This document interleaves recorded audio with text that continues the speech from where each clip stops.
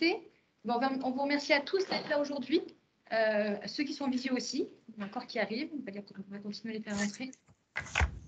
On vous demandera en visio, s'il vous plaît, de bien couper vos micros. C'est pour la qualité de son, s'il vous plaît. Merci.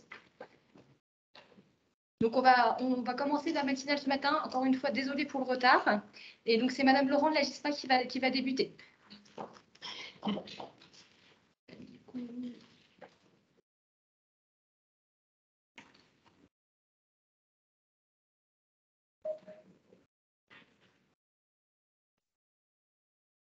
Donc, ça rentre.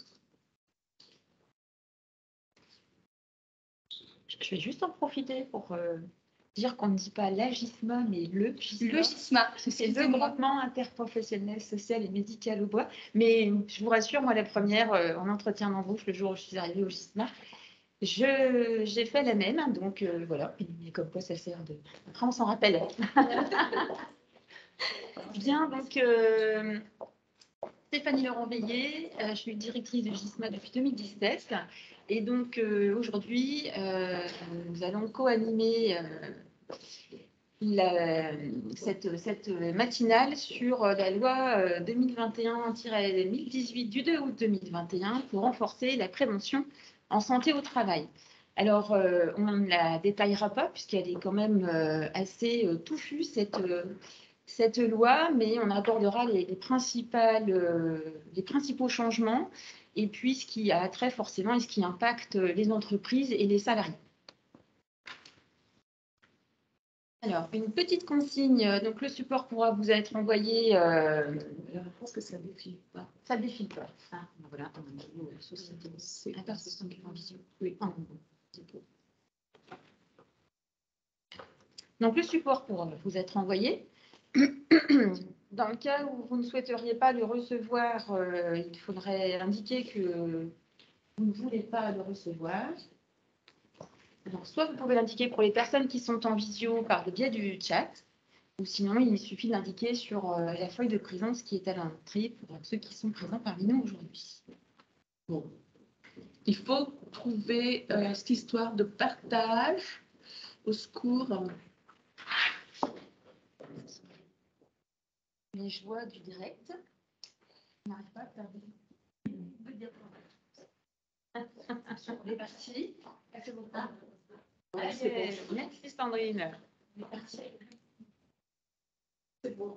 Oui, donc pour le support, effectivement, on va vous envoyer le support, sauf si vous ne voulez pas. Ce sera plus simple que de demander des listes.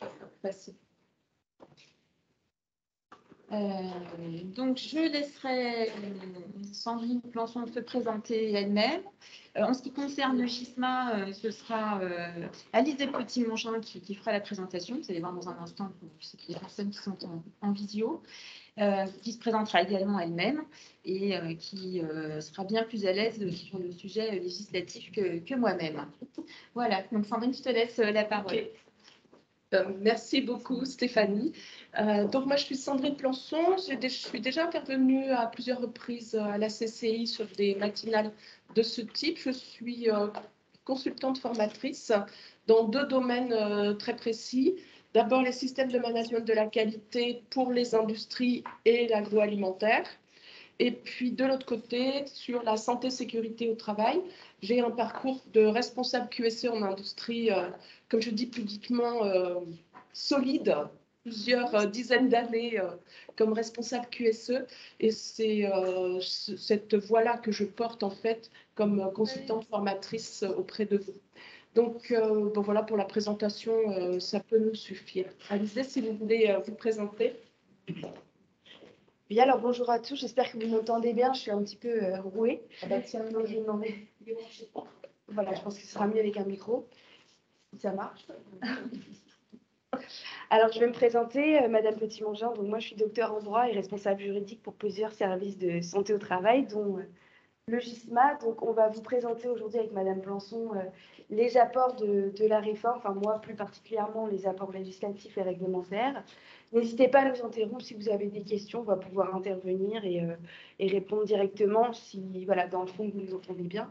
En tout cas, voilà, on est là pour répondre à toutes vos questions, il faut que ce soit interactif. Le but du jeu, c'est vraiment d'être présent, d'être réactif et de répondre à l'ensemble de vos questions. Vous avez nos contacts, hein, adresse mail, etc. si vous avez d'autres précisions à nous réclamer par la suite, donc n'hésitez pas. Donc, l'agenda de la matinale, on est ensemble pour une petite heure. On va vous présenter l'historique des différentes réformes par rapport à cette loi, l'échéancier d'application, le panorama des nouveautés, mais alors vraiment vue d'avion. Et puis, on rentrera un peu dans le dur sur les nouveautés concernant le document unique, le plan de prévention annuel, les formations, ça change, le passeport prévention, là c'est une nouveauté. La conformité des EPI, des équipements de travail, j'en dirai rapidement un mot. Et puis ensuite, Alizée passera un bon moment sur la partie vraiment juridique à la fin en plusieurs slides. Voilà. Alors, je crois qu'on s'adresse aujourd'hui à beaucoup de représentants RH et de dirigeants d'entreprise, Oui. Si je me trompe, à moins qu'il y ait d'autres corps de métier présents en visio ou dans la salle. Non. Donc voilà, par rapport aux autres conférences que j'ai pu faire, je suis assez contente d'avoir des entreprises en face de moi, puisque voilà, il y aura beaucoup d'impact sur la santé au travail, nos services évidemment, mais il y aura aussi des impacts sur le suivi médical et la prévention en entreprise. Donc c'est important aussi de pouvoir débattre avec les entreprises et les DRH ou responsables RH pour pouvoir en parler. Alors, on va repasser un petit peu l'historique des choses. C'est que nous, les services de santé au travail, on est en réforme systématiquement. Depuis 2002, voilà, on ne connaît que ça, des réformes, sans compter les rapports, les décrets. Donc là, je vous ai juste cité les dernières lois, uniquement les lois en date, donc à savoir, voilà, 2015 avec la loi Rebsamen, qui apporte vraiment des précisions sur les équipes pluri. 2016, les lois de modernisation de la médecine du travail qui, là, ont reformaté complètement le suivi de santé avec le suivi à deux vitesses que vous connaissez, les CIR, suivi renforcé, et les SIS, suivi simple.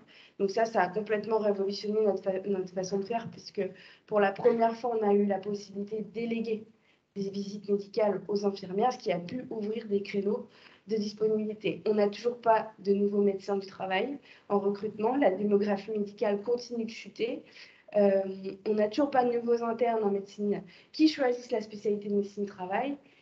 Mais vous allez voir que nos missions sont quand même renforcées au fil des années. Donc à un moment donné, voilà, on en arrive à un point où on n'arrive plus à remplir nos missions. Donc on essaie de faire ce qu'on peut. Vous allez voir que la réforme apporte quelques petites solutions, mais malheureusement, elle ne va pas assez loin dans la possibilité d'ouvrir des créneaux et de remplir nos missions qui sont désormais accentuées. 2017, donc ce sont les décrets d'application de la loi 2016. Et puis 2020 intervient l'ANI, l'accord national interprofessionnel, qui prévoit donc, qui fonde les prémices de la loi du 2 août 2021, dont on va vous parler aujourd'hui, qui est essentiellement une loi qui va être destinée à renforcer la prévention en santé au travail. Donc c'est vraiment le leitmotiv de cette loi, la prévention primaire. Seulement, vous allez voir que dans les moyens sur le terrain, on n'a pas encore assez de clés. Voilà. On attend encore beaucoup de décrets qui vont permettre peut-être d'ouvrir quelques possibilités. Mais voilà, je vais vous présenter les choses tout à l'heure et puis n'hésitez pas à m'interroger. Alors, au niveau des décrets qui sont déjà parus par rapport à cette loi du 2 août, alors je crois qu'on en attend une centaine encore. Je ne sais plus exactement, mais en tout cas, il y en a quelques-uns quand même qui sont déjà sortis. Donc, le décret du 23 décembre 2021 a été le premier qui a un petit peu recentralisé le fonctionnement des conseils d'orientation des conditions de travail. Le décret du 16 mars 2022 qui a précisé la surveillance post-exposition, donc c'est ce qu'on appelait avant la visite de fin de carrière. On va en parler ensemble. Le décret du 16 mars 2022 qui a précisé les dispositifs de l'essai encadré et le rendez-vous de liaison. Le décret du 18 mars 2022 relatif aux documents uniques, donc on va en parler aussi sur la traçabilité collective. Et dernièrement, le décret du 5 avril 2022 qui a précisé un petit peu le fonctionnement du portail numérique. Donc, vous allez voir, les précisions sont assez relatives. L'échéancier, donc toutes ces dispositions sont applicables depuis le 31 mars 2022, sauf décret qui prévoit des dispositions contraires. Donc, dans la majorité de ce que je vais vous présenter aujourd'hui. C'est applicable déjà depuis le 31 mars 2022, excepté pour la visite de fin de carrière qui est applicable, elle, déjà depuis octobre 2021. Donc voilà, en un coup d'œil et en un nuage de mots, les mots-clés qui vont être derrière cette loi, on ne va pas du tout aborder tout ça. Par exemple, qualité de vie au travail, conditions de travail, on ne va pas l'évoquer aujourd'hui. On ne va pas évoquer non plus la gouvernance nationale et régionale parce que ça n'intéresse pas les chefs d'entreprise ou les DRH que vous êtes. Enfin, ça a été notre point de vue a priori. On ne va pas parler des définitions qui sont données. Quoique j'ai vu, Alizé, que vous alliez en parler à un moment donné sur le harcèlement sexuel. La définition change un peu par rapport au Code du travail. Par contre, tout le reste, là, ça va être évoqué ce matin. Alors, j'ai un petit sondage à faire, une petite mise en jambe, puisque un des grands changements de cette loi-là va concerner le document unique d'évaluation des risques professionnels. Quel âge a le DUERP? Alors, si vous voulez, moi, je n'ai pas le visu sur le chat, en fait, des gens qui sont derrière les écrans chez eux, dans les bureaux, mais ici, dans la salle. Ah, c'est bien. Je pensais que vous n'alliez pas imaginer que c'était aussi long que ça. Donc oui, le document unique est obligatoire depuis 2021, donc un petit peu plus de 20 ans. Et à votre avis, quel est le pourcentage d'entreprises qui l'ont déjà mis en place et actualisé? Parce que le mettre en place, c'est bien, l'actualiser, c'est mieux, comme disait ma grand-mère. Pourcentage, allez, entre 0 et 100. Ah, vous êtes bon, vous, hein? 45%. Mais il y a des grosses différences, puisque c'est 90% de documents uniques en place et actualisés dans les entreprises de plus de 50, c'est 38 dans les moins de 10, et donc une moyenne à 45%. Donc, il y a encore pas mal à faire dans les entreprises pour ça. Alors, comme disait Alizé tout à l'heure, le décret est sorti pour le document unique. Donc, il change l'article L4121-1 que tout le monde connaît, qui concerne la responsabilité du chef d'entreprise en termes de santé et sécurité au travail. Il y a un alinéa qui a été ajouté, enfin un article qui a été ajouté avec plusieurs alinéas qu'on va parcourir rapidement. Donc, le document unique répertorie, ça on le savait déjà, les risques auxquels sont exposés les salariés. Et il y a un mot qui a fait beaucoup discuter dans les chaumières des IPRP et autres, c'est la traçabilité collective des expositions. Donc, on va le détailler un peu après. Le deuxième alinéa, c'est que le document unique est la transcription des résultats de l'évaluation. On le savait aussi, c'était déjà le cas.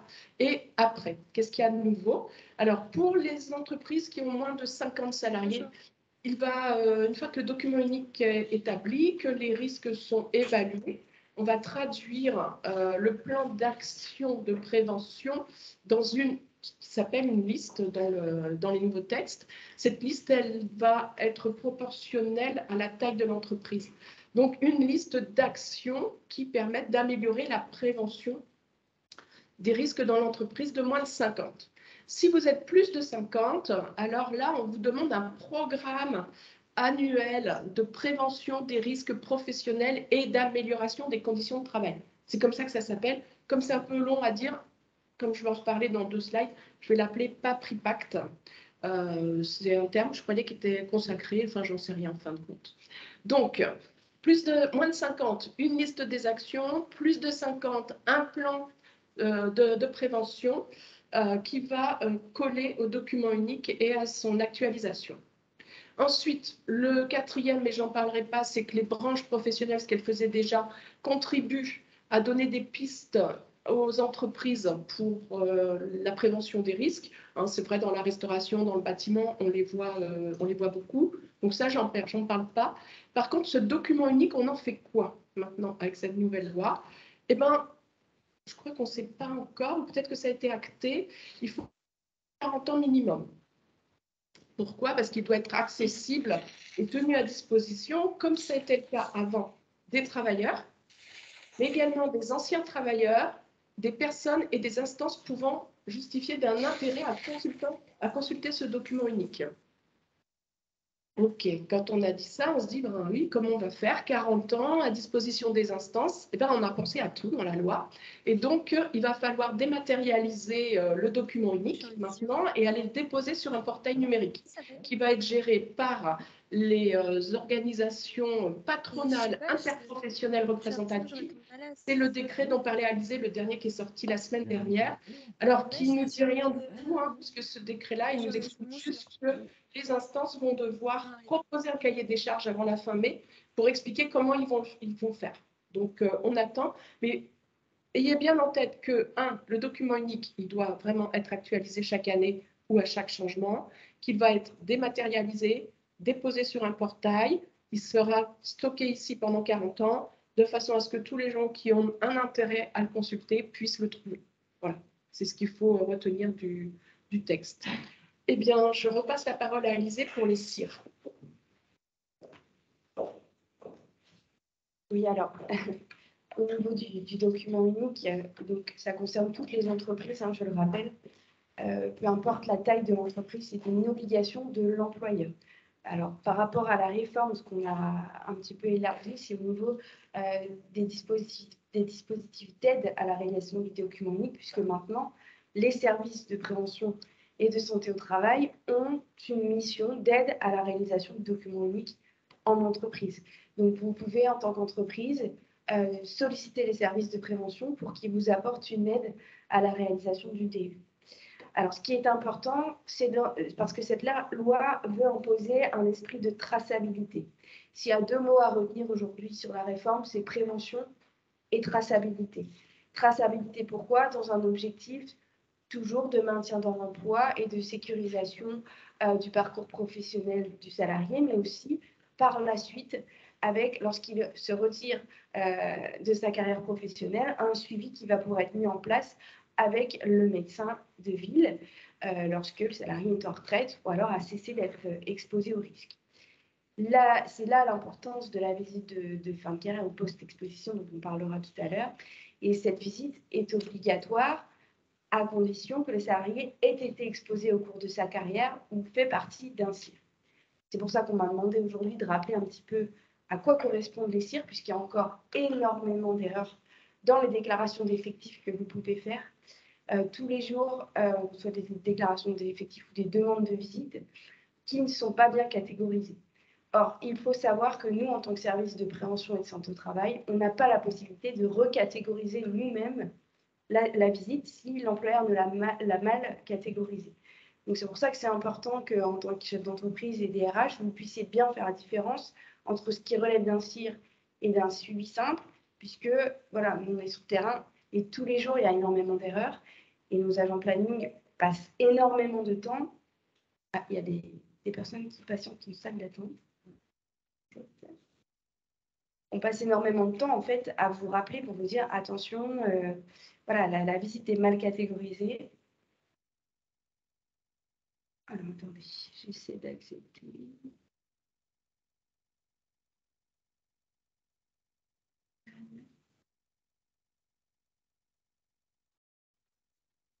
Alors, il y a plein de monde en salle d'attente, mais je ne sais pas comment faire pour les l'action participante. J'ai le chat de l'autre côté. Ah, c'est bon du coup parce que je vois des messages qui s'affichent. Ok, très bien. Donc voilà, donc on va voir ensemble un petit peu la catégorisation CIR. Donc c'est quoi un CIR? Suivi individuel renforcé, c'est tout travailleur affecté à un poste présentant des risques particuliers. Les risques particuliers, ce n'est pas les risques que vous estimez comme étant particuliers, c'est des risques qui sont listés par la loi. Donc c'est soit vous rentrez dans la catégorie CIR qui est affichée par la loi, soit vous n'y rentrez pas. Et ce n'est pas à vous de le décider ou de le recatégoriser en fonction de ce que vous estimez à risque ou non.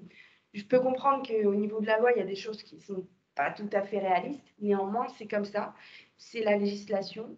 Et c'est soit vous rentrez en poste CIR, en poste à risque, soit vous n'y rentrez pas. Il y a 3 catégories.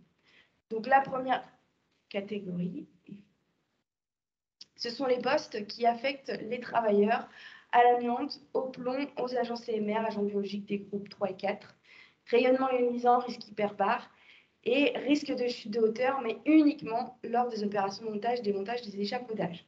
L'exemple classique, un couvreur qui fait sous-traiter ses échafaudages, le montage des échafaudages, n'est pas considéré comme cire aux yeux de la loi. Donc la question est simple, c'est soit vous êtes couvreur, vous montez vous-même vos échafaudages, vous êtes cire. Vous êtes couvreur, vous ne faites pas monter vos échafaudages, vous les faites sous-traiter, vous n'êtes pas classé cire.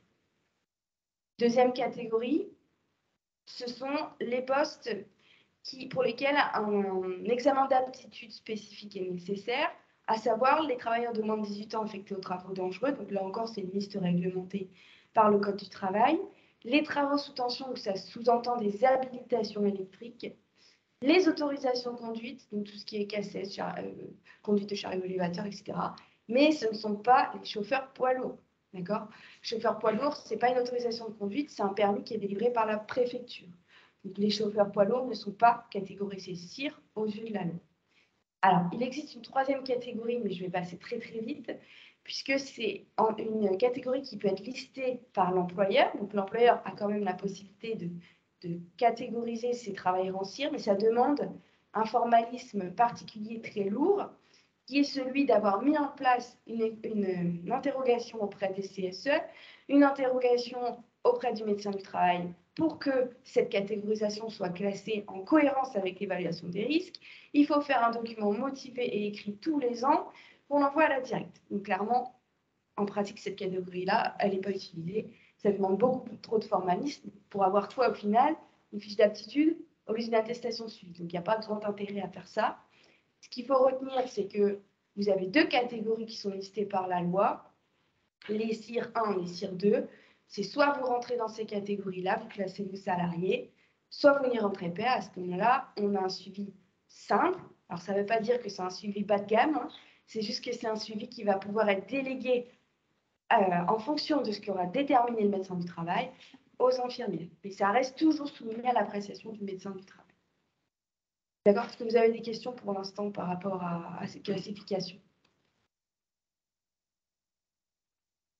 Alors, au niveau de la traçabilité des risques, l'importance de ces catégorisations, ça va être notamment la mise à jour aussi du document unique, on en a parlé tout à l'heure, l'évolution de la liste des actions de prévention du programme annuel de prévention, la création du passeport de prévention, la transmission des informations au service de santé au travail. Et tous ces objectifs-là participent encore une fois à un objectif de traçabilité. Donc l'importance de mettre à jour le document unique, c'est toujours dans cette démarche de traçabilité. C'est la même chose pour la mise à jour du programme de prévention, puisque vous avez également la possibilité avec la loi de mettre en place un passeport prévention en tant que chef d'entreprise. Donc ce passeport prévention va être destiné à tracer encore une fois toutes les actions de sensibilisation, de prévention que vous auriez fait passer à vos salariés, de manière encore à participer à cette action de traçabilité. Autre obligation de l'entreprise, c'est de transmettre au service de prévention et de santé au travail l'ensemble des fiches de poste, les fiches de données de sécurité aux médecins du travail de manière à ce qu'ils puissent vous conseiller au mieux sur la prévention. Je vais être claire avec vous, nous, les fiches de poste, je ne sais même pas si on en a une sur deux.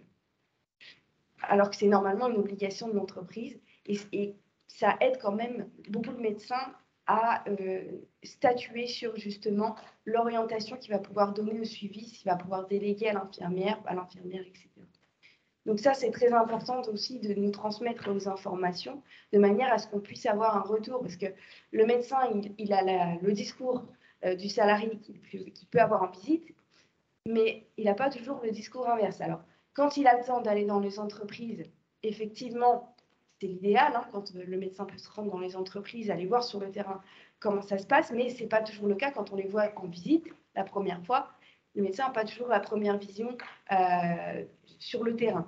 Donc, c'est pour ça que c'est important aussi de nous transmettre les fiches de poste pour qu'on puisse comparer un petit peu avec le discours que peut avoir le salarié.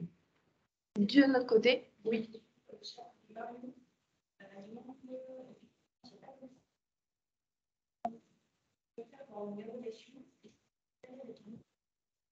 Alors, la question, donc je la retranscris parce qu'ils n'ont peut-être pas entendu dans le visio. Donc, la question, c'est lorsqu'il n'y a pas de médecin du travail de disponible, est-ce qu'on peut pallier avec un médecin de ville? Alors, théoriquement, la réponse est oui. Dans certains secteurs territoriaux, la loi permet d'ouvrir à titre expérimental une sorte de partenariat avec les médecins de ville. En pratique, non, ça ne se fera pas. Pourquoi?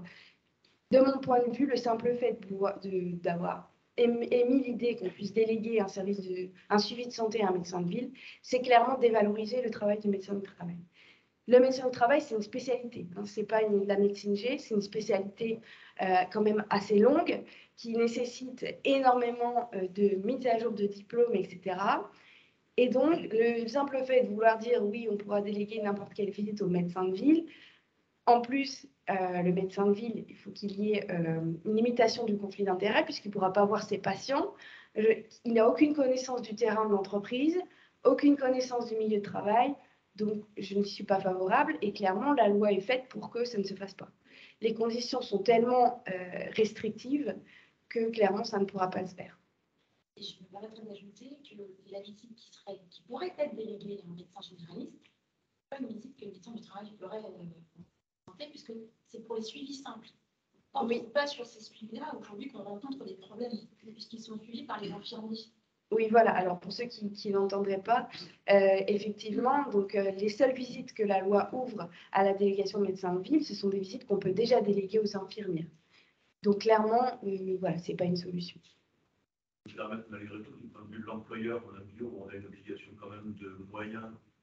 Je crois qu'il y a plus de résultats et de moyens, mais on est quand même censé faire tous qui est possible pour protéger la santé des salariés. Donc, si la médecine du travail, à un moment donné, n'est pas en mesure de faire son taf, je pense qu'il vaut peut-être mieux quand même dire qu'on a essayé de faire ce qu'on pouvait. Oui, tout à fait. Alors, c'est pour ça que... Le jour où on a un accident ou un problème, plutôt que de dire que la médecine du travail ne pouvait pas, donc on n'a rien fait. Oui, mais encore une fois, la visite qui peut être délégable au médecin de ville, c'est d'un suivi renforcé, enfin d'un suivi simple, pardon. Oui, donc aujourd'hui, notre problématique, elle est sur une visite attribuée aux médecins du travail. Et ces visites-là, nous ne pourrons pas les transférer aux médecins généralistes. Par contre, effectivement, de votre point de vue... Par contre, d'un point de vue de responsabilité de l'employeur, voilà, c'est pour ça qu'il vaut mieux arrêter.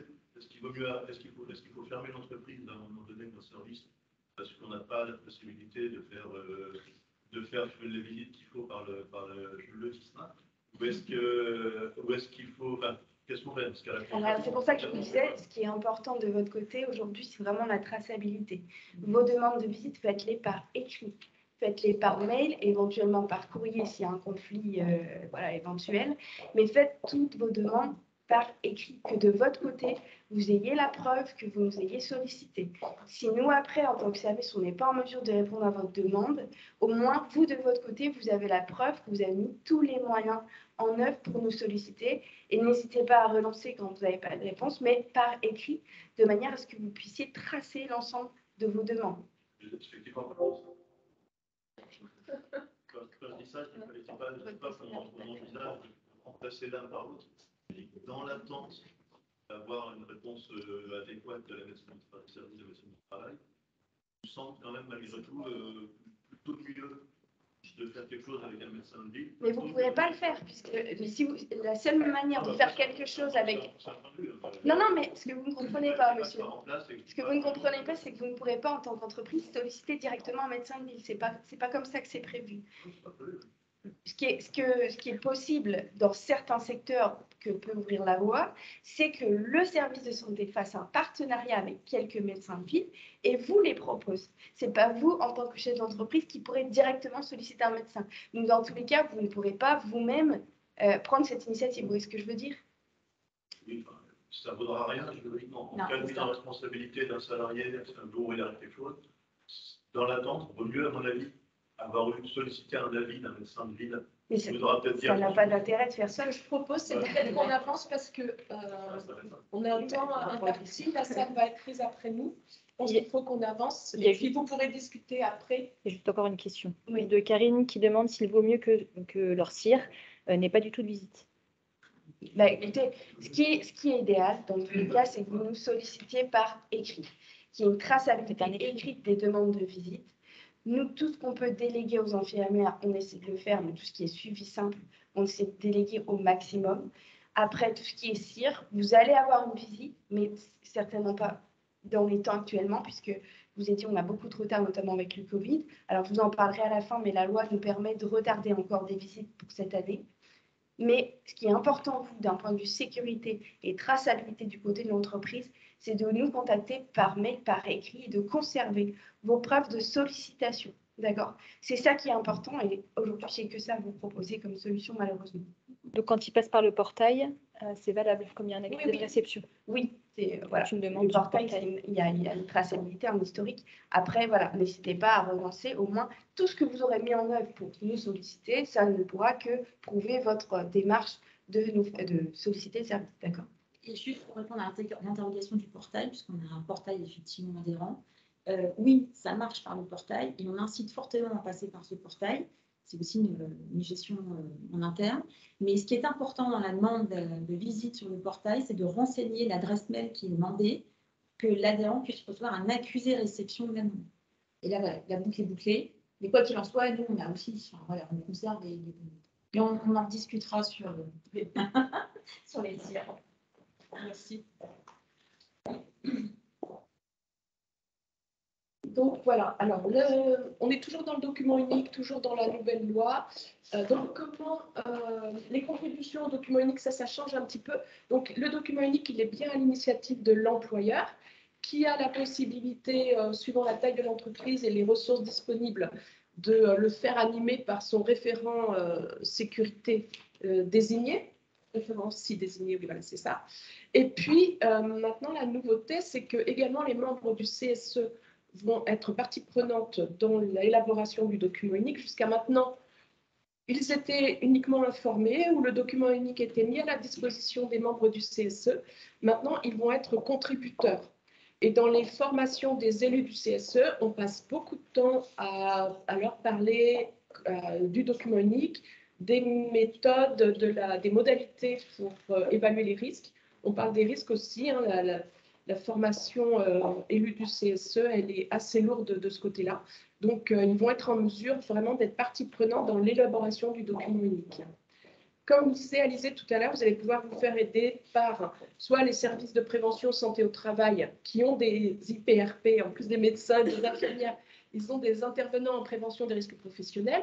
Je ne sais pas combien il y en a dans l'Aube, des personnes qui peuvent faire les documents uniques au GISMA. Au niveau du GISMA, on a 5, mais ça dépend après des de la taille de spécialités. l'entreprise. Donc, il y a 5 IPRP disponibles au service de prévention santé au travail. Et puis, il y a nous, les indépendants. On est complémentaires de ces équipes-là. Et c'est notre boulot de tous les jours, quoi, de vous accompagner pour faire soit les formations, soit des prestations de mise en place ou d'actualisation des documents uniques. C'est la moitié de mon temps de travail, en fait, d'accompagner les entreprises sur ces domaines-là. Et puis, je citais là aussi les branches, on a parlé tout à l'heure, mais je ne vais pas détailler. Donc, il y a des branches qui sont très, très actives sur des modalités, des bonnes pratiques en prévention des risques. Donc ça, si vous êtes dans des branches concernées, vous le savez déjà. Je fais juste un aparté, il y a le 4e plan santé au travail qui est sorti en décembre. Il a été renforcé là en avril ou en mars par le plan pour prévenir les risques d'accidents graves et mortels. Les 5 sujets, familles de risques qui sont vraiment dans le focus pour éviter les accidents graves et mortels, je les cite. Il faut vraiment qu'on les ait en tête quand on actualise le document unique. C'est l'exposition aux produits chimiques, les chutes de hauteur et de plein pied, les risques psychosociaux, les risques routiers professionnels et on a ajouté les TMS cette année. Voilà, juste pour votre focus, la limite quand vous actualisez le document unique, allez vraiment voir ces 5 sujets-là qui doivent être vraiment couverts au maximum. Alors, le plan de prévention annuel, il doit être donc formalisé pour l'année qui suit l'actualisation du document. Alors là, je parle du plan, j'ai dit que c'était pour les plus de 50. Si vous êtes moins de 50, ça va être la liste, mais la philosophie est la même. Hein. Je pense que c'est assez politique la différence qu'on a fait entre les deux. Donc, un plan de prévention, on s'attend à ce qu'il y ait des mesures de prévention, ce que j'ai appelé le quoi, des conditions d'exécution, le comment, des indicateurs de résultats, pourquoi on met en place cette action de prévention, les coûts, combien ça va coûter, les ressources mobilisées, le qui, et le calendrier de mise en œuvre, le quand, puisqu'on verra que chaque année, on va remettre à jour ce plan de prévention et on devra indiquer dans une colonne au bout un statut, pourquoi si on avait prévu qu'on devait le faire, pourquoi on ne l'a pas fait. Je donne un exemple. On a décidé, pour éviter les chutes dans les escaliers, d'équiper tous les escaliers de rampes de chaque côté. Le comment, c'est on va le faire par de la sous-traitance. Le pourquoi, l'indicateur de résultat, on veut que nos 5 escaliers sur 5 soient équipés de façon à avoir 0 chute dans l'escalier. C'est ça l'indicateur de résultat.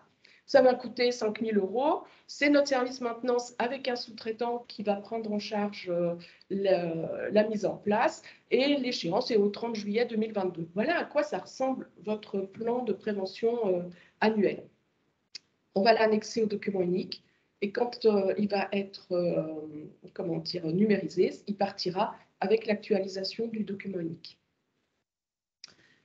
Voilà, j'ai fini pour la partie document unique et plan de prévention. Un zoom sur les formations obligatoires et le fameux passeport de prévention dont Alizé parlait tout à l'heure. Donc, ça change un peu pour les élus du CSE, puis je dirais que ça se simplifie largement, puisqu'avant, on ne savait pas trop si nos élus ils devaient être formés pendant 5 jours, pendant 3 jours. Maintenant, c'est simple, formation initiale, 5 jours, pour tout le monde, quel que soit l'effectif. En cas de renouvellement de mandat, 3 jours, sauf si on est dans la situation où on a une commission en santé et sécurité au travail, c'est-à-dire les entreprises de plus de 300 salariés et puis quelques entreprises en fonction des critères que je ne vais pas détailler ici. Donc, 5 jours en initial, 3 jours en renouvellement.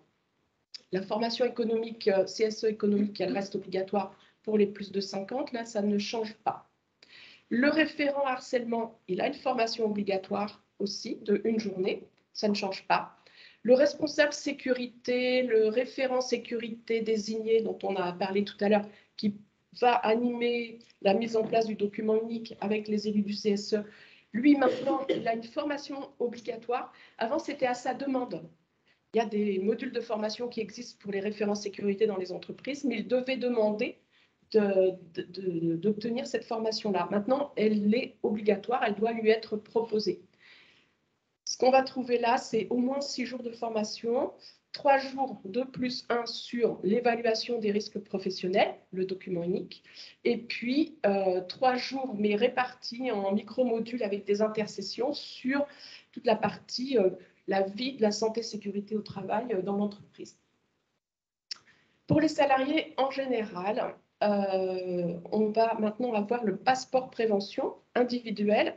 Il va être a priori obligatoire à partir du 1er octobre 2022. J'ai laissé un point d'interrogation avec un petit coup de stabilo jaune parce que la date n'est pas encore validée. Mais a priori, dans les textes préliminaires, c'était ça.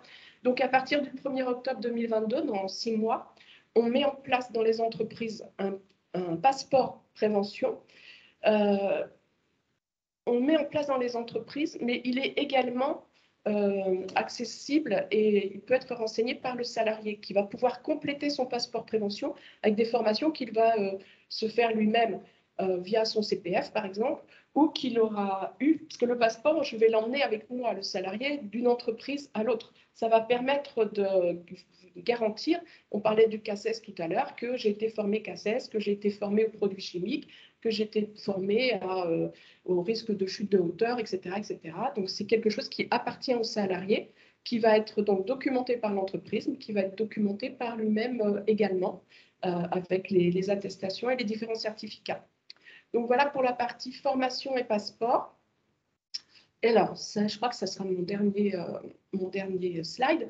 Un point vraiment qui passe un peu inaperçu quand on parle de la nouvelle loi, mais finalement qui n'est pas si anodin que ça, c'est l'article 10 de la loi qui va renforcer la surveillance du marché des équipements de travail et des équipements individuels, de protection individuelle. C'est lié aussi au plan santé-travail dont j'ai parlé tout à l'heure. Pour limiter et prévenir les risques d'accidents graves et mortels, on se rend compte qu'il y a quand même encore beaucoup sur le marché d'équipements qui peuvent être potentiellement dangereux. Donc, il va y avoir un gros boulot avec la DGCCRF, les différents acteurs, les branches, l'INRS, les représentants des utilisateurs, pour surveiller le marché via peut-être des actions sur des catalogues, sur les salons, voir un peu ce qui se met sur le marché et est-ce qu'elles sont conformes et compatibles avec la prévention des risques. Donc, ayez ça en tête, on va en entendre parler de plus en plus. Oui. Ça va être l'employeur de surveiller. Non, les moyens, ça va être la DGCCRF et puis les différents acteurs de la prévention, la branche AT, etc. Mais on va sûrement voir des choses par rapport à des équipements qui vont être retirés ou des alertes, des choses comme ça, ce qui est tout positif de mon point de vue. Une question de Maud qui demande si la formation initiale dispense des 3 jours de formation pour le responsable sécurité. Répète la question. Est-ce que la formation initiale dispense des 3 jours de formation pour la personne qui serait responsable sécurité? Est-ce que c'est la mode que je connais? La formation initiale, oui, en fait, il faut être formé. Ce qui atteste de la formation des personnes, c'est soit sa formation initiale, soit sa formation continue, soit son expérience. Je pense que la question, c'est est-ce que si elle a déjà sa formation Si initiale, est-ce qu'elle doit refaire 3 jours de formation? Si elle a fait un master en santé sécurité au travail, elle n'a pas besoin de se payer cette formation complémentaire. D'accord. En gros, je pense que ça, c'est la réponse à la question. Elle a dit merci, c'est bon. Et j'ai une autre question qui me met, qui le garde, l'employeur ou le salarié? Le salarié. Il va appartenir au salarié le passeport prévention. Aucune idée pour le moment. On ne sait pas. Merci. Mais on avait eu ça à l'époque des DIF, des passeports formation, on appelait ça à l'époque. Maintenant, ça va s'appeler passeport prévention. Ça va être une liste avec des liens vers des certificats. Et oui, il appartient aux salariés. Eh bien, Alizée, je vous passe la parole pour la fin. La fin ou le début? Ou le début. Non. Alors, donc je vais revenir sur les apports de la loi.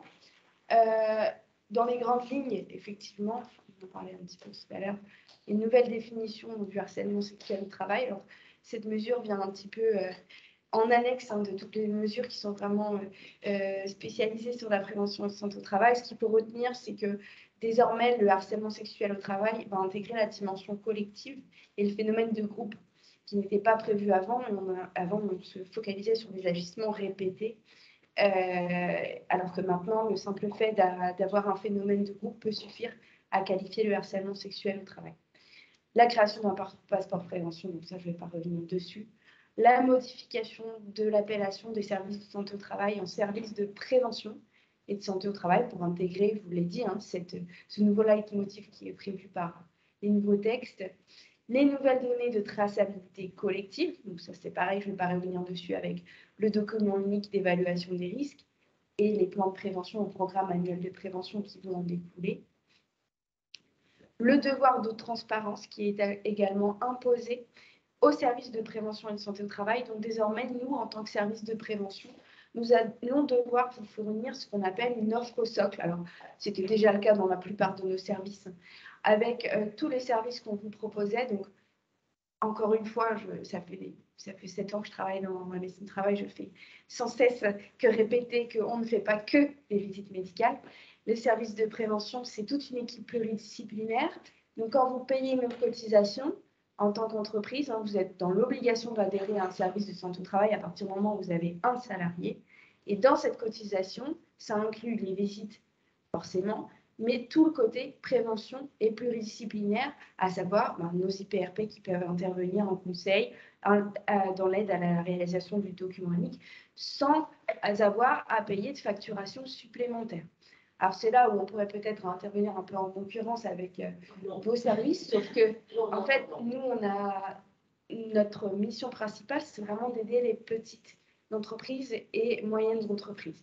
Pour tout ce qui est grosses entreprises, effectivement, on tend plutôt à ce qu'elles s'orientent vers des cabinets privés, puisque déjà, ils ont plus de moyens. Et l'aide à apporter actuellement, ça a été mis en valeur, notamment dans le plan santé travail numéro 4. L'aide principale à apporter aujourd'hui, c'est vraiment ciblé sur les TPE, PME. Pour les plus grosses entreprises, on les invite vraiment justement à se référencer à des cabinets plutôt privés si nécessaire. Mais C'est dans nos missions en tant que service de prévention et vous ne payez pas de cotisation supplémentaire si vous demandez un service d'équipe pluri, que ce soit des toxicologues, ergonomes, psychologues, assistantes en santé au travail, hygiénistes, etc. Ces personnes font partie de l'équipe pluridisciplinaire qui est animée et coordonnée par le médecin du travail. Alors, autre mesure symbolique, je dis symbolique puisqu'actuellement, ce n'est pas encore au point, mais c'est l'ouverture du médecin du travail, d'avoir accès et de remplir le dossier médical partagé. Alors maintenant, il va être inclus dans ce qu'on appelle l'espace numérique santé. C'est symbolique puisque jusqu'à présent, le médecin du travail était le seul médecin de toutes les spécialités médicales qui n'avait pas accès aux données médicales d'un patient et qui avait un dossier médical santé-travail bien à lui, complètement, complètement hermétique au reste des données de santé. Donc on était vraiment soumis à ce que pouvait nous donner le salarié comme information sur son état de santé et tout était bloqué au niveau des données médicales puisqu'on estimait, alors c'est des considérations qui datent de la guerre, de la Seconde Guerre mondiale, de 1945, qui estimaient que voilà, le médecin du travail restait un conseiller de l'entreprise et pouvait peut-être porter atteinte au secret médical. Qui n'est pas du tout vrai, puisque vous savez très bien que le médecin du travail est soumis au secret médical. On vous l'oppose suffisamment en tant que chef d'entreprise, je pense.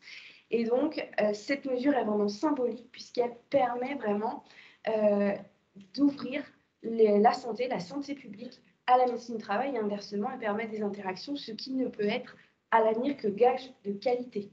Forcément, puisque plus le médecin du travail aura d'informations sur la santé des salariés patients, plus les soins apportés, enfin le suivi, apporté et les conseils donnés seront efficaces. Alors, au niveau, au niveau des missions des services de santé au travail, désormais, on n'a plus une mission exclusive, mais une mission principale dédiée à la prévention.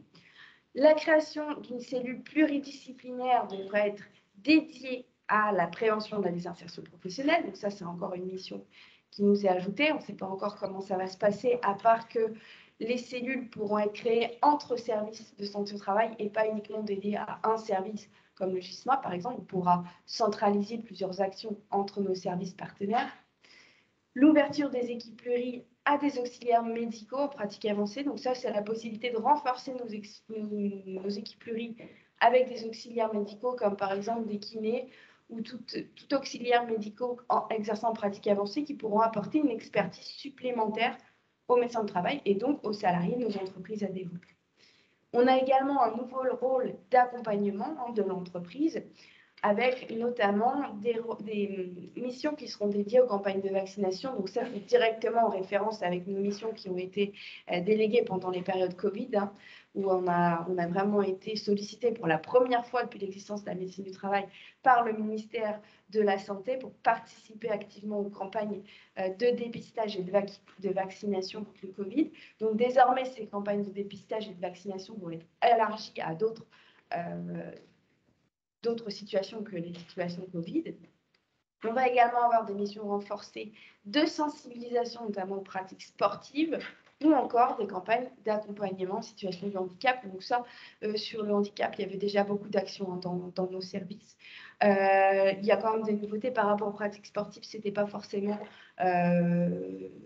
généré par tous les services, mais bon, ça inclut déjà, ça rentre dans notre démarche de prévention qu'on faisait déjà actuellement. Alors, autre mesure de la loi, elle propose vraiment une mise en valeur de la santé du dirigeant. Actuellement, avant la réforme, le chef d'entreprise, s'il n'avait pas le statut de salarié, donc salarié gérant, n'avait pas juridiquement la possibilité d'être suivi comme l'ensemble de ses salariés dans l'entreprise. Donc, intrinsèquement, nous, on acceptait quand même les visites qui étaient demandées pour les chefs d'entreprise, mais c'est vrai que juridiquement, c'était un peu limite, puisque s'il n'avait pas le statut de salarié dirigeant, il ne pouvait pas être reçu par le médecin du travail ou l'infirmier en visite. La loi va élargir l'ensemble du suivi de santé à l'ensemble des dirigeants, quel que soit leur statut, donc chef d'entreprise, salarié indépendant, etc. Vous avez la possibilité en tant que chef d'entreprise de solliciter le service de santé au travail pour bénéficier d'un suivi au même titre que l'ensemble de vos salariés. Je ne sais pas si ce sera fait en pratique, puisque les discours que j'entends actuellement avec les chefs d'entreprise, c'est non, mais moi, tout va bien, je n'ai pas besoin d'être suivi, je n'ai pas besoin de ça. Pourtant, voilà, moi, j'ai pu faire une thèse sur la santé au travail, et finalement, le chef d'entreprise, c'est celui qui travaille le plus, c'est celui qui est parfois soumis à le plus de pression, et qui est parfois même le moins bien suivi du côté médecine de ville, justement, et qui néglige particulièrement sa santé. Donc, si on, voilà, il y a des campagnes ou des messages à faire passer au niveau de nos services en matière de prévention, ça pourrait aussi aujourd'hui être dirigé envers la prévention de la santé des dirigeants, puisque vous êtes des travailleurs comme les autres, alors peut-être avec des missions un peu particulières, mais vous avez quand même, je pense, besoin d'être suivi au même titre qu'un salarié de votre entreprise. Donc ça, c'est ce qu'a pu proposer la loi, donc c'est applicable depuis le 31 mars 2022. Vous avez la possibilité de solliciter vos services pour obtenir un suivi de santé. Oui. Il y a une question qui demande quelles sont les actions menées pour le handicap en entreprise. Quelles sont les actions menées pour le handicap en entreprise? Alors ça dépend des services. Peut-être que... Des partenariats avec les acteurs locaux. Oui, alors effectivement, il y a des partenariats avec des acteurs locaux. Alors, je ne sais pas au GISMA comment ça se passe. Moi, je parle pour mes services actuels. Je sais que voilà, il y a beaucoup d'interventions en prévention des risques qui interviennent dans l'entreprise pour notamment affiner leurs études de poste et mettre en place des équipements vraiment adaptés aux situations de handicap de manière à maintenir les salariés dans l'emploi sans qu'ils puissent être reclassés ou licenciés pour une situation de handicap qui est intervenue au cours de la carrière, ou alors lorsque les entreprises sont amenées à embaucher des salariés handicapés. Parfois, elles font appel aussi à nos services pour savoir à quel moment on peut mettre en place voilà, des systèmes qui puissent accueillir les salariés handicapés dans nos entreprises. Alors, il y a des chiffrages avec voilà, ce qui peut être investi ou pas dans l'entreprise. Tout ça, c'est possible en faisant appel à nos services. Vous pouvez tout à fait demander des conseils par rapport à ça. Est-ce qu'il y a d'autres questions? Alors, autre précision apportée par la loi, donc ça, je ne vais pas y passer très longtemps puisque Mme Plançon vous en a parlé, c'est l'accentuation de la formation en santé au travail des membres du CSE et CSCT avec la formation de 5 jours minimum en matière de santé et sécurité au travail. Alors, l'idée de cette loi, je le répète, c'est vraiment de dire que le salarié, le gérant de l'entreprise n'est plus le garant exclusif de la prévention en santé au travail, mais qu'il peut s'appuyer sur le CSE, sur les services de santé au travail ou tout autre préventeur qui va pouvoir lui apporter des conseils en matière de prévention. Et c'est là où je réponds aussi à votre question que vous m'avez posée tout à l'heure, monsieur, je ne connais pas votre nom, mais toute cette démarche de sollicitation envers le CSE, les acteurs de prévention, les services de santé au travail, toute cette démarche de sollicitation d'actions de prévention, de conseils en matière de prévention, ça va participer à votre obligation de sécurité et de santé en entreprise. Tout ce que vous allez pouvoir solliciter auprès de nos services, tout ce que vous allez pouvoir tracer en matière de prévention, ça participe à votre obligation de santé et sécurité en entreprise.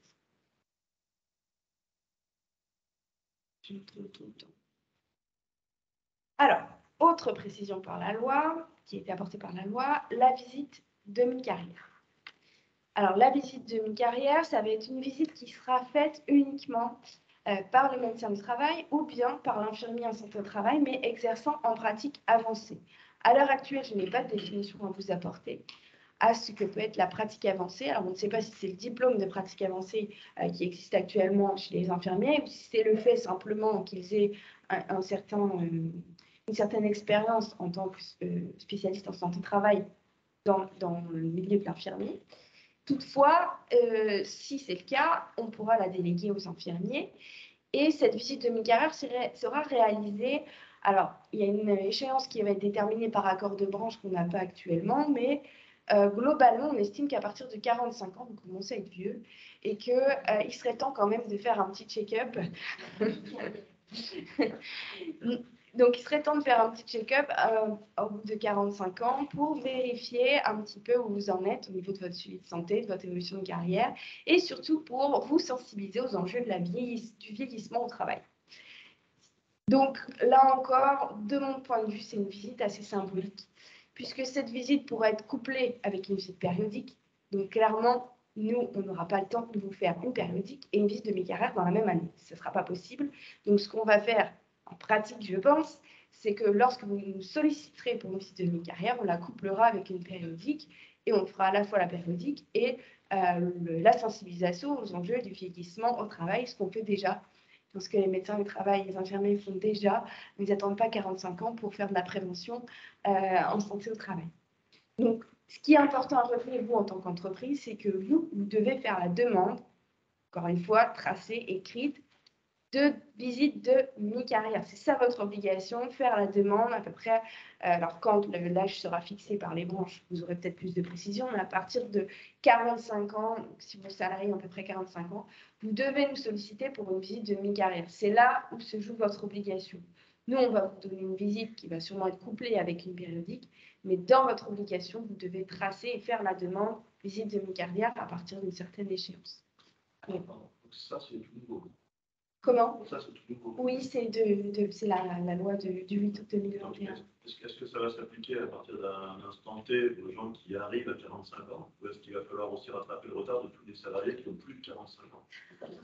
Non, c'est trop tard, ça va s'appliquer. Donc là, vous faites au fur et à mesure, vous ne pouvez pas rattraper tout le temps. On n'aura pas besoin de faire de demande. Si on Enfin, 45. En fait, 45 ans, c'est pas un âge. Non, mais c'est un âge indicatif. 45 aujourd'hui. C'est à peu près. C'est des gens qui sont à peu près à mi-carrière. Donc, s'ils sont à mi-carrière, on peut être à mi-carrière à 40 ans comme à 50 ans. Donc, c'est à vous d'estimer en fonction de. Si c'est à l'employeur de faire la demande à la maison du travail, il faut qu'on sache pour qui on doit faire la demande vraiment. Bien sûr. Alors, savoir pour qui on peut se permettre de ne pas la faire, parce que sinon, moi, je la fais pour tous les gens de 45 ans. Dans l'idée de la loi, c'est les gens qui sont à mi-carrière. L'âge de 45 ans, c'est indicatif.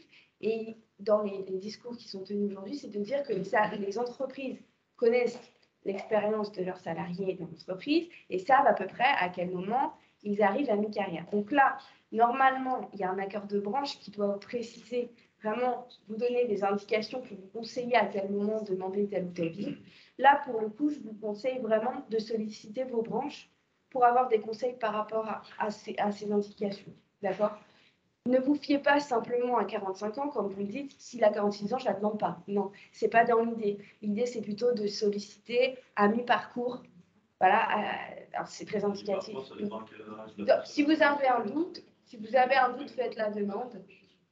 Dans le doute, voilà, vous ne savez pas exactement, faites quand même la demande au moins une fois pour chaque salarié que vous ayez demandé cette visite dans le cadre de son parcours professionnel.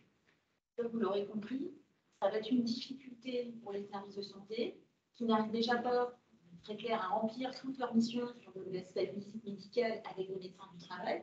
Et on est venu ajouter une visite de mi-carrière réalisée par le médecin du travail. Ça va être une difficulté pour nous aussi. Oui, bien sûr. On embauche quelqu'un aujourd'hui qui a 46 ans. Est-ce qu'il a déjà eu ça? Est-ce que l'employeur précédent a déjà fait sa demande ou pas?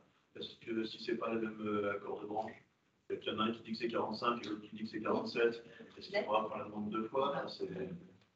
Est-ce qu'on risque de nous reprocher un jour de ne pas avoir fait la demande parce que le gars avait 46 et que... C'est pour ça que je vous dis, moi, si j'ai un conseil à vous donner, c'est dans le doute, vous vérifiez votre déclaration d'effectifs, vous regardez, et il faut qu'il y ait dans leur parcours professionnel de tous vos salariés qu'il y ait eu au moins une demande de fait pour chaque salarié. Alors, ne le faites pas pour des salariés qui viennent d'arriver, qui sont à 25 ans forcément, mais voilà, essayez à vous à un moment de faire un check-up de l'ensemble des visites qui ont pu être demandées et que dans vos effectifs, qu'il y ait au moins une demande de fait pour chacun de vos salariés qui ont une expérience déjà dans l'entreprise.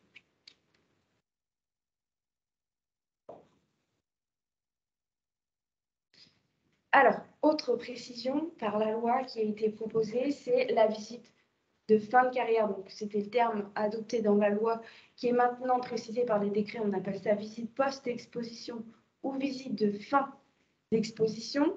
Donc cette visite concerne tous les salariés qui ont été au cours de leur carrière exposés aux risques qui relèvent d'un CIR ou bien qui sont actuellement catégorisés en CIR.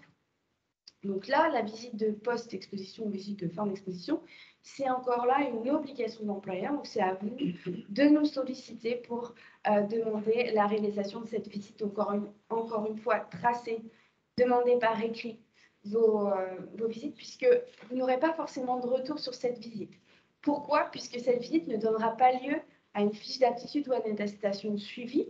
Cette visite va donner lieu éventuellement, si le médecin le décide, à des recommandations, donc c'est ce qu'on va appeler le compte rendu, à des recommandations qui vont être faites au médecin de ville de manière à ce que le salarié puisse continuer d'être suivi en fin de carrière lorsqu'il sort du parcours professionnel par un médecin de ville.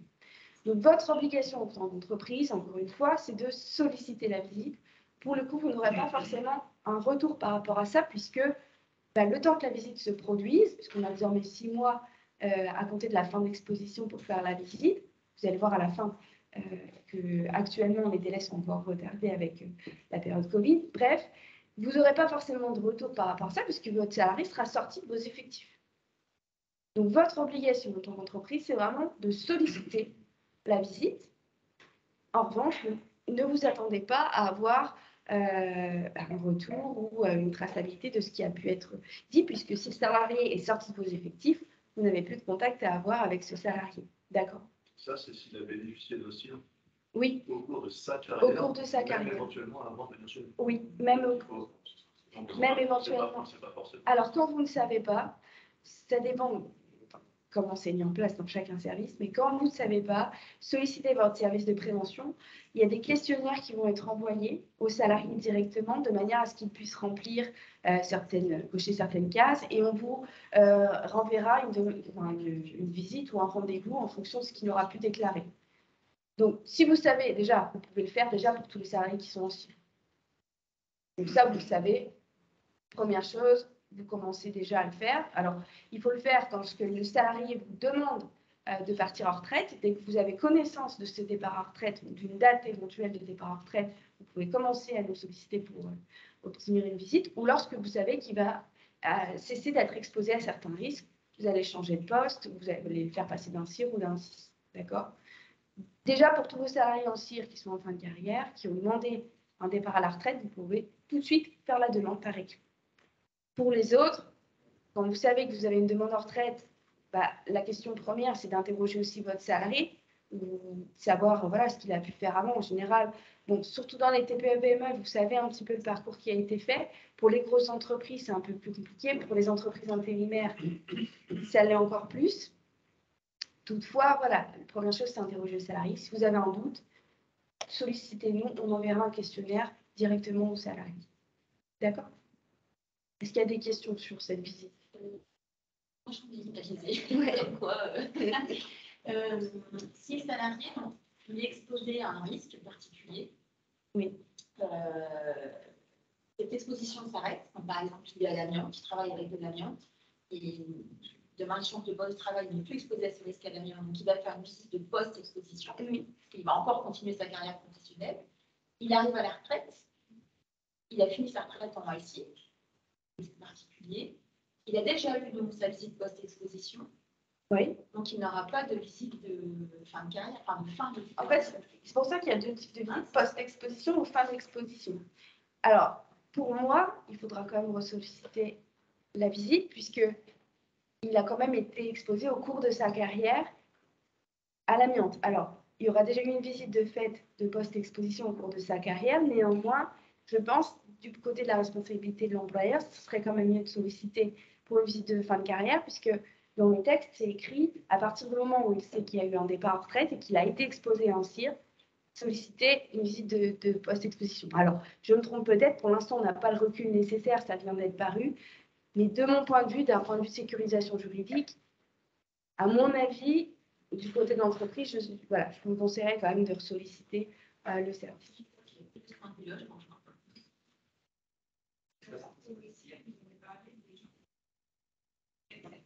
Oui. Alors, en fait, la liste a été, là, c'est la liste qui a été réduite aux salariés qui ont été exposés avant 2017. Donc, vous avez soit les salariés qui sont actuellement en CIR, dont les CACES, soit les salariés qui, avant 2017, ont été exposés à ces risques-là. Ça, c'était pour limiter un petit peu les demandes de visite potentielles. Néanmoins, pour les salariés qui ont la CACES actuellement, ça reste des CIR. Donc, comme ils sont en CIR, ils ont droit à une visite de fin de carrière. D'accord?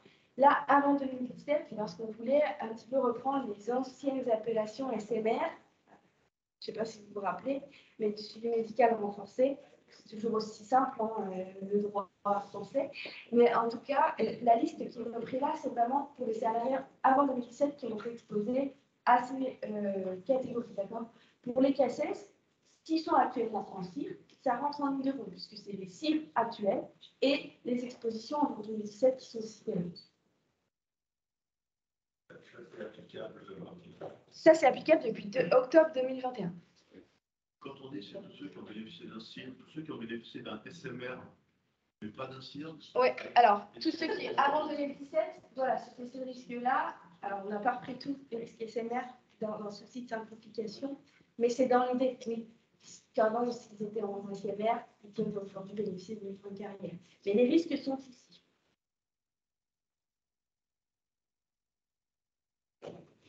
Il y a d'autres questions. Oui, autre question.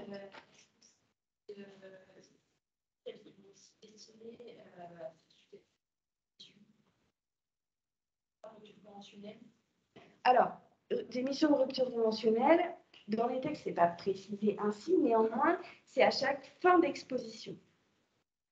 Alors, est-ce que la fin d'exposition, on la comprend dès qu'il y a une rupture du contrat de travail ou pas?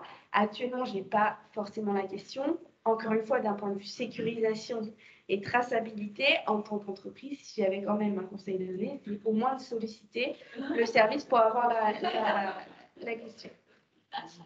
C'est avec les questions d'après. Et est-ce que c'est le dernier employeur qui devra prendre en compte les constats de maladie? J'ai pas compris. La maladie pro, en fait, elle accompagne le dernier employeur. Ou est-ce que la maladie pro, c'était. Maladie professionnelle. Oui, non, mais elle a un comble, ça veut dire. Si par exemple, quelqu'un qui posait la vente, il tombe malade il y a quelques ans dans une nouvelle entreprise. Alors ça, c'est depuis, ça a toujours été comme ça, c'est toujours au dernier employeur de prendre en charge les indemnisations en cas de maladie professionnelle, même pour des maladies qui auraient été déclarées dans des précédentes entreprises. Là, l'objectif de la visite de fin de carrière, c'est pas de faire une déclaration de maladie pro ou d'accident de travail, c'est vraiment de dresser un compte-rendu des expositions qui va être remis au médecin de ville pour avoir un suivi de santé adapté aux salariés qui ont été exposés à des risques particuliers. Ce n'est pas de déclencher telle ou telle indemnisation auprès de la sécurité sociale. Ce n'est pas l'objectif premier, en tout cas, de cette visite. Dernière question. Quand on dit de la sensibilisation à certains projets de les personnes qui sont parties en retraite, l'obligation pour les employeurs et comment? Les sensibilisations aux gestes de secours. Voilà, on sort un petit peu du cadre de la loi. Ça, c'est des obligations qui font partie des obligations générales de l'entreprise. Ce n'est pas forcément en lien avec la visite de fin de carrière. Alors, je vais avancer donc sur la visite de post-exposition pour reprendre un petit peu ce qui a été dit. Donc, c'est dès le départ du salarié ou alors dès la mise en retraite du salarié et on informe le service sans délai.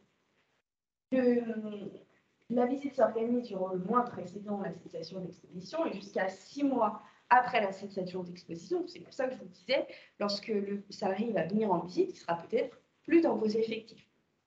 L'objectif, comme je l'ai dit, c'est vraiment de dresser un état des lieux dans ce qui a pu être fait, les risques qui ont pu être exposés, que le salarié auquel il a pu être exposé, et de l'intégrer dans le dossier médical en santé au travail.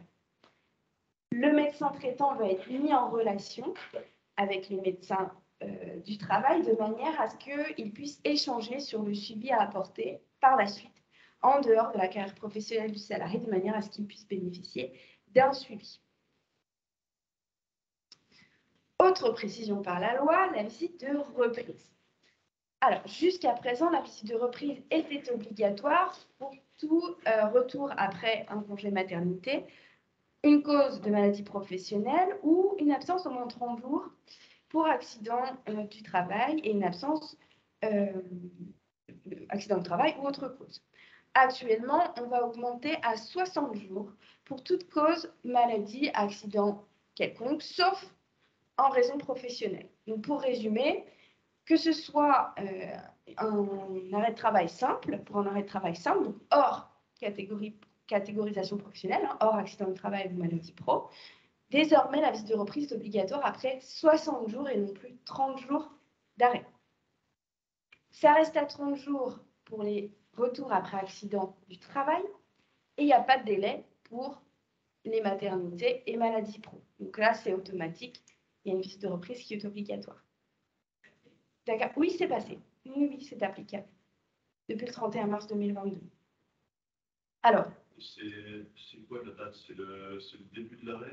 Oui, le début de l'arrêt doit commencer après le 31 mars 2022, donc au 1er avril. Donc, tous les arrêts débutés à partir du 1er avril? Oui. Voilà, tout à fait. C'est 60 jours à partir du 1er avril. Pour les accidents hors professionnels, hein, d'accord? Pour les accidents pro, on reste à 30 jours. Maladie et congé mat, 0. D'accord? Donc ça, c'est applicable depuis quelques jours.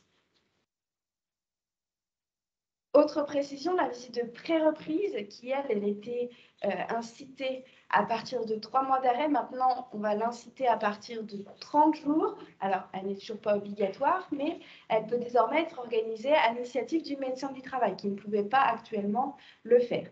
Donc, actuellement, à partir de 30 jours, le travailleur, le médecin traitant, les services médicaux de l'assurance maladie et le médecin du travail peuvent solliciter le salarié pour organiser une visite de pré-reprise. L'intérêt de la visite de pré-reprise, au bout d'un mois, c'est vraiment d'anticiper le retour au travail, de permettre d'avoir un lien avec le salarié pendant son arrêt pour justement le maintenir dans l'emploi et prévoir d'éventuels aménagements qui permettraient d'anticiper sa reprise au travail.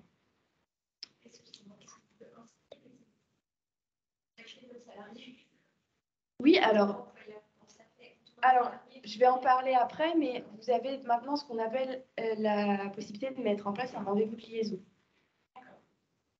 Donc, le voici, le rendez-vous de liaison qui est... Comment? Non, il n'y a pas de problème, ça fait la transition.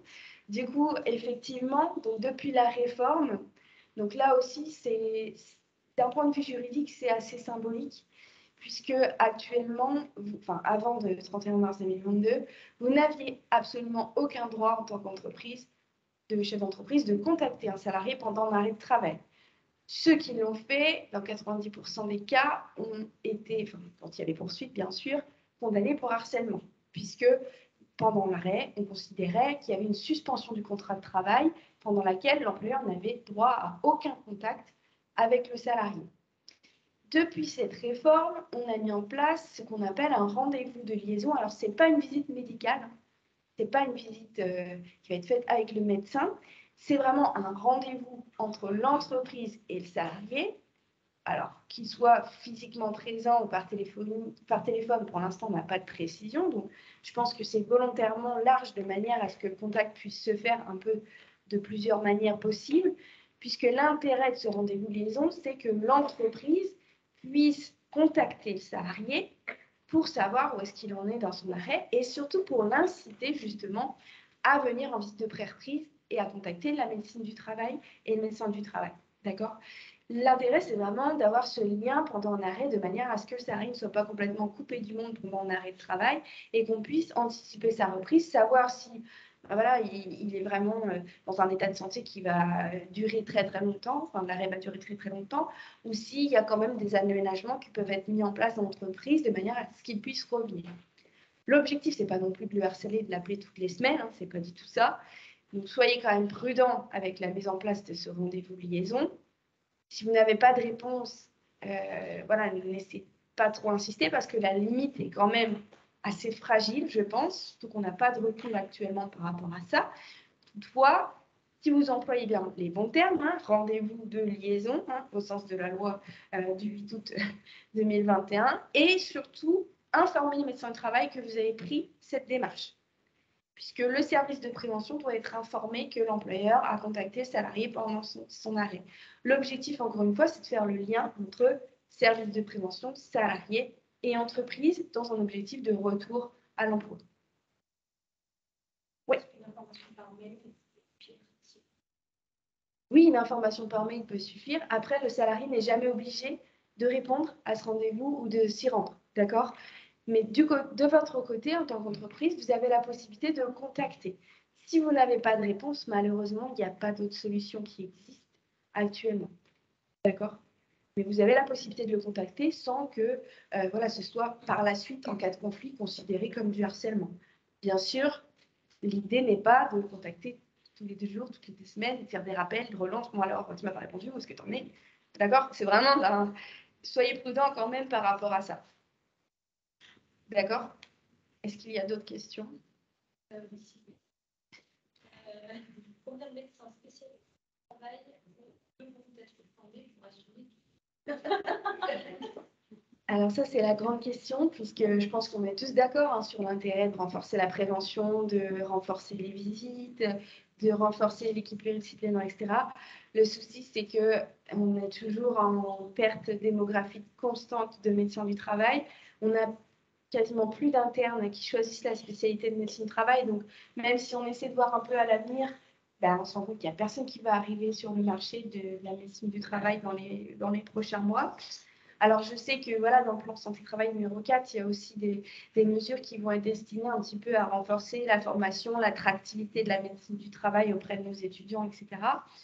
Toutefois, à l'heure actuelle, clairement, moi je vous le dis sur le terrain, on est dans une impasse. On est, je vous le rappelle, en période post-Covid. Donc, on a eu énormément de visites de décalées par rapport à ce qu'on a quand même eu au début. On devait fermer nos services, hein, puisqu'on n'était pas considérés comme des professionnels de santé. Donc, on a dû fermer nos services de prévention. Sauf que ça a décalé énormément toutes les visites qui devaient avoir lieu. On a pu reprendre progressivement les visites. Sauf qu'en fait, on est dans des retards constants qu'on avait déjà accumulés depuis des années, plus le Covid, plus ces nouvelles missions, plus ces nouvelles visites. Moi, actuellement, je vous le dis, j'ai beaucoup d'agents de planning, de secrétaires médicaux qui craquent aujourd'hui, qui n'ont pas craqué jusque-là, qui ont tenu pendant le Covid, etc., qui sont venus en permanence, il n'y a pas eu de souci. Mais là, actuellement, il y a beaucoup de monde qui craque, puisqu'on ne voit pas la solution. On est constamment avec des entreprises en colère, ce qui est tout à fait compréhensible, hein, puisque vous on ne répond pas à vos demandes. On a aussi des salariés qui sont aussi à bout par rapport à la crise sanitaire, à tout ce qui a pu se passer. Donc, clairement, aujourd'hui, je n'ai pas de solution. Enfin, il n'y a pas vraiment de solutions qui sont apportées par la loi, alors, à part peut-être le fait d'avoir décalé de 30 à 60 jours la visite de reprise, qui reste quand même relativement minime par rapport au nombre de missions qui nous sont ajoutées par rapport à ce qu'on a pu avoir jusqu'à présent. Donc, on attend encore des évolutions par rapport au décret, des précisions qui vont peut-être simplifier un petit peu les dispositifs, notamment, on espère que le fait que l'infirmier en pratique avancée, ça ne requiera pas un diplôme supplémentaire, puisqu'on en a des infirmières. Autant pour les médecins, on a du mal à recruter que les infirmières en santé au travail, on arrive quand même facilement, enfin plus ou moins facilement, en tout cas, à les intégrer, elles s'intègrent très bien dans les services. Je ne sais pas ce que vous en pensez du côté des entreprises, mais je trouve que ça fonctionne très bien, la visite avec l'infirmière. Les salariés sont parfois plus ouverts à discuter avec une infirmière qu'avec un médecin. Donc, je trouve ça dommage un peu de limiter aux pratiques avancées parce que ça nous demanderait encore des formations supplémentaires, ça décalerait encore les visites, alors que, elles sont opérationnelles. Alors, elles n'arrivent pas comme ça. Hein. Ce pas des infirmières scolaires qui arrivent comme ça du jour au lendemain les mettre direct dans les visites. Non, elles ont une formation renforcée en santé au travail. Donc, c'est quand même une formation poussée. Ça fonctionne bien. Donc, je pense qu'aujourd'hui, les issues, elles sont là. C'est pouvoir déléguer beaucoup plus de visites que ce qui est possible actuellement. Et si on arrive à faire ça, on peut s'en sortir. Mais là, actuellement, à l'heure d'aujourd'hui, avec tout ce que je vous ai présenté comme nouvelles mesures, clairement, sur le terrain, ça me semble très compliqué de répondre à l'ensemble des missions qui nous sont accordées. Alors, on essaie de faire au mieux. Nous, ce qu'on peut faire, pour vous conseiller, c'est vraiment de votre côté de tracer toutes vos demandes de visite, de faire des écrits, que vous ayez des preuves, que vous nous ayez contactés. Nous, on conserve tout dans les dossiers, que ce soit informatique ou papier. On conserve vos demandes. Donc, on sait que vous avez fait les demandes. Et quand les salariés font les demandes de dossiers médicaux, les copies de dossiers médicaux, c'est dedans, toutes les demandes de visite. Hein.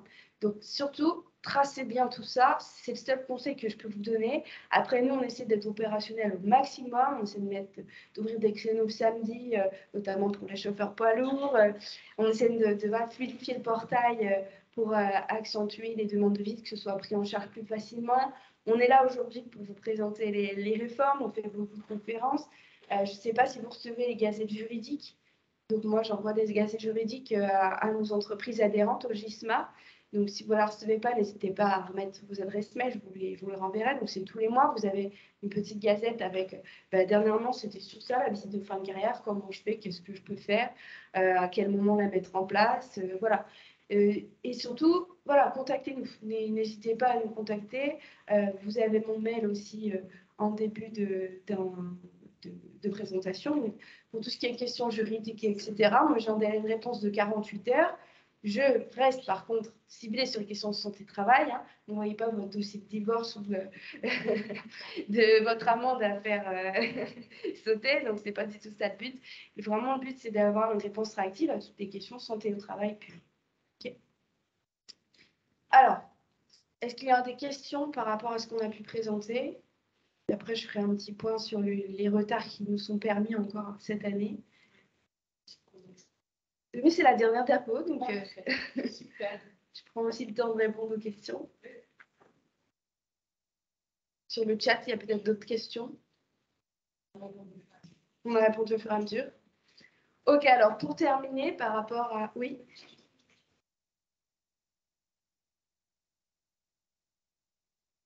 Oui.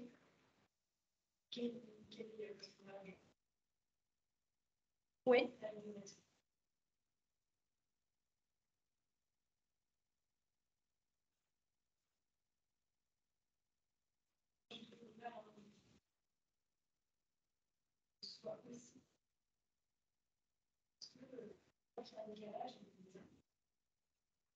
Alors, l'intérêt de la loi qui a été proposée par la loi, c'est vraiment d'intégrer la dimension négociation et dialogue social dans l'entreprise. C'est ça plus que le fait qu'ils apportent leur expertise en tant que membre du CSE à l'élaboration du document unique. C'est vraiment le fait de dialoguer avec le CSE pour justement qu'il y ait un document unique qui reflète cette dimension du dialogue social et de la prise en compte des risques. Pas tellement en ce qu'ils se situent en tant qu'experts de la prévention, mais plutôt en ce qu'ils peuvent vous reléguer un petit peu les conditions de travail comme eux, ils l'entendent et comme les salariés leur ont fait percevoir aussi au travers de la négociation sociale. Donc, c'est vraiment cette dimension de dialogue, d'avoir intégré la dimension de discussion autour de la table dans l'entreprise. C'est ça qui a été vraiment mis en valeur, notamment avec les décisions Amazon pendant le Covid, où l'entreprise a été condamnée pour ne pas avoir sollicité notamment le service de prévention dans la mise à jour de documents uniques, mais également les partenaires sociaux et les CSE pour intégrer cette dimension du dialogue social. C'est ça qui est important aujourd'hui. Ça, c'est des choses qui sont censées se faire dans le cadre des réunions mensuelles. Oui, c'était, etc. Ça se fait encore à côté. Si je peux me permettre, si je me fais répondre à cette question, moi je fais les formations 5 jours pour le CSE. Je vous garantis que quand ils sortent de formation, ils savent ce que c'est un document unique, ils savent ce que c'est une situation dangereuse liée à leur entreprise et la prévention des risques. L'actualisation du document unique, elle se fait annuellement ou à chaque changement. On n'a pas besoin d'en parler chaque mois. Forcément, l'actualisation, elle se fait à un moment donné. Et il y a vraiment un intérêt à la faire de façon collégiale. Et également, j'insisterai, je voulais reprendre le micro pour dire ça, parce que je ne l'ai pas évoqué tout à l'heure, les formations, on arrive à une situation maintenant là, où les élus du CSE deviennent mieux formés que les référents sécurité ou que les employeurs. Parce qu'ils ont 5 jours de formation, ça fait 35 heures de formation à la santé, sécurité au travail pour les élus du CSE, il y a peu de chefs d'entreprise qui ont eu 5 jours de formation à la SST.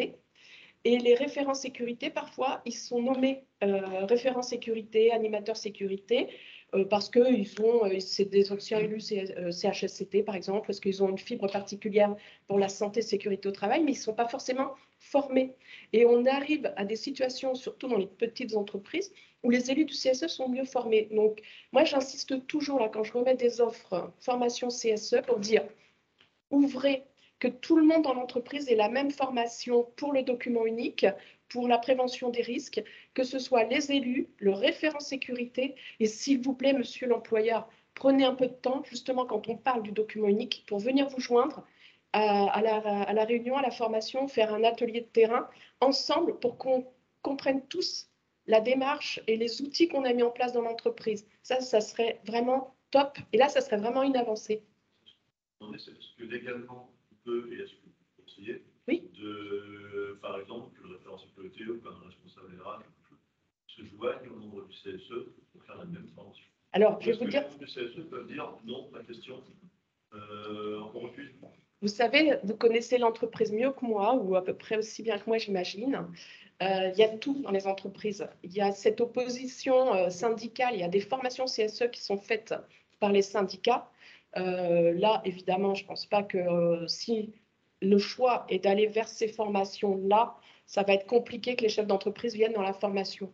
Mais moi, je l'ai fait, j'ai fait 35 ans de carrière dans l'entreprise. On était CHSCT à l'époque et tout le monde se formait en même temps. Et franchement, c'est génial parce qu'on parle tous le même langage, on a tous la même finalité. C'est quand même incroyable que dans l'entreprise, la sécurité, ce soit une pierre d'achoppement. Enfin, je ne comprends pas ça.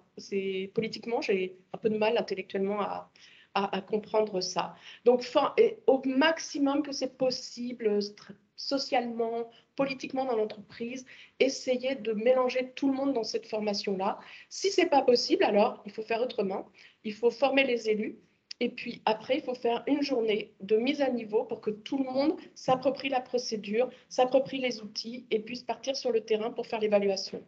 Et là, c'est tout le monde qui gagne. La sécurité en premier. Ok, et je profite j'ai le micro parce qu'après je le lâche. J'ai oublié de dire la dématérialisation du document unique et du plan. J'ai oublié de donner les dates. Ça sera à partir du 1er juillet 2023 pour les entreprises de plus de 300 et de 1er juillet 2024 pour les autres 150. Ouais, c'est 150 en 2023 et 2024 pour les autres. Ça, je ne l'avais pas noté, c'est marqué dans le document. C'est tout. Il y a d'autres questions du coup par rapport à ça. Donc pour résumer, effectivement, c'est une obligation de solliciter le CSE désormais, mais ça ne peut suffire. Il faut aussi intégrer soit des préventeurs extérieurs, soit les services de prévention pour l'aide à la réalisation du DE et la prévention collective en entreprise. Alors, petite précision par rapport au décalage de visite. Qui ont été autorisés dernièrement, hein, puisque vous le savez, ça fait plusieurs fois que les décrets nous permettent de reporter les visites. Alors, je pense qu'ils vont le faire jusqu'à temps qu'on arrive aux prochaines échéances, parce que là, on n'en est pas loin. Mais désormais, donc, on a la possibilité de décaler encore certaines visites dont l'échéance devait intervenir entre le 15 décembre 2021 et le 30 avril 2022. Donc, toutes les visites dont l'échéance intervient dans cette période peuvent être décalées. Alors, non, certaines sont exclues du report, comme toutes celles que le médecin du travail aura lui-même décidé de maintenir. Ça, si vous voyez que vous n'avez pas de report par rapport à ça, c'est que la visite est maintenue. Les visites initiales pour les femmes enceintes, les travailleurs handicapés, les travailleurs invalides, les moins de 18 ans, travailleurs de mine, travailleurs exposés aux champs électromagnétiques, les travailleurs agents biologiques catégorie 2, les visites médicales d'aptitude initiale pour les rayonnements ionisants, les visites de reprise, pré-reprise et également les visites d'embauche pour les agents de la fonction publique. Ces visites ne sont pas reportables, donc elles doivent être maintenues aux échéances qui vous ont été proposées. Les seules visites reportables sont les visites initiales et périodiques, en dehors des cas d'exclusion que je viens de vous citer. Les visites médicales d'aptitude initiale et périodique, en dehors des cas d'exclusion que je viens de vous citer. Les visites des salariés intérimaires également peuvent être reportées, toujours en dehors des cas qui viennent d'être cités. Et le délai, c'est d'1 an. On peut les reporter d'1 an, sauf s'ils ont déjà été reportés par une précédente échéance, où là, le report ne peut être que de 6 mois. Donc, au niveau des reports, lorsque vous aviez déjà une visite qui va être éventuellement reportée, c'est au service de vous contacter pour vous dire la visite n'aura pas lieu, on la reporte. Ou alors, lorsque vous nous sollicitez pour telle ou telle visite, c'est le service qui va vous dire oui, normalement, on aurait dû la mettre à cette période-là, mais on a la possibilité de reporter. Donc, on vous demande de nous recontacter dans 6 mois ou 1 an, selon le cas. D'accord, donc ça, c'est d'application immédiate, donc on peut déjà commencer les reports de visite. Voilà, donc on est fini pour aujourd'hui. Je ne sais pas s'il y a d'autres questions, si on a pu répondre à l'ensemble de vos interrogations. Vous allez me dire, ce n'est pas un bilan très positif qu'on vous a fourni aujourd'hui. Malheureusement, c'est la réalité des choses. Après, je reste quand même assez optimiste dans le fait que, voilà, on a quand même, même si on manque beaucoup de médecins, on a quand même des équipes pluri qui permettent de parer à beaucoup de difficultés. On a des infirmières qui sont très, très efficaces, qui permettent quand même réaliser pas mal de visites qu'on n'aurait pas pu donner avant. Et on est aussi, je pense, assez réactif sur les questions que vous pouvez nous poser. Alors, si ce n'est pas le cas, n'hésitez pas à faire un retour parce que c'est vraiment, voilà, c'est une de mes missions premières, c'est d'être réactif sur le terrain par rapport aux questions posées. Donc, n'hésitez surtout pas, on est là pour ça. Il ne faut pas oublier que les services de prévention, ils existent que parce que les entreprises adhèrent à nos services et qu'on doit aussi voilà, avoir au moins un minimum de communication avec vous. Voilà, si je peux dire autre chose, Madame Laurent, vous vouliez peut-être conclure la réunion. Il y a peut-être encore des questions sur le chat.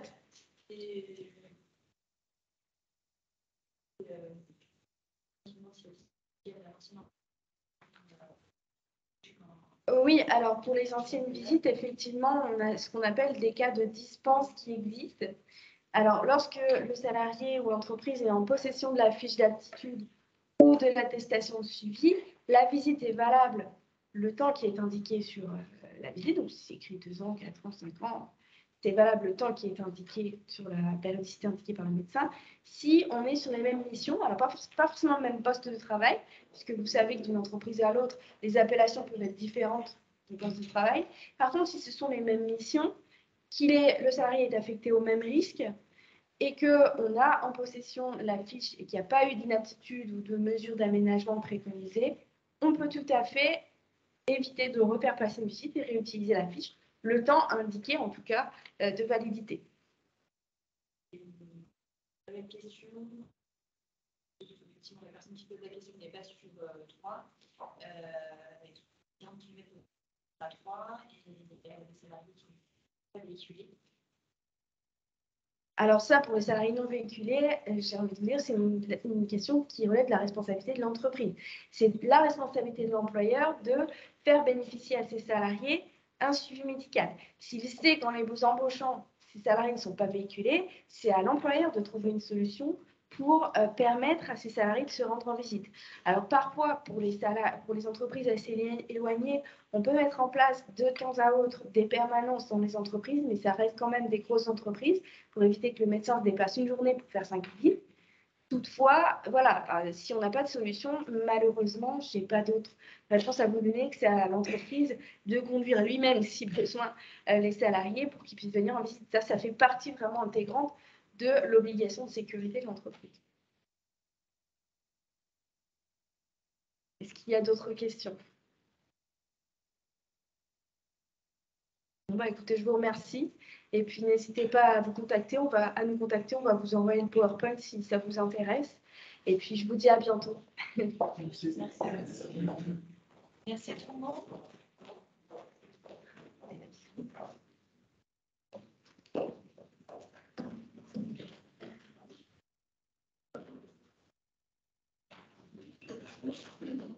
Non,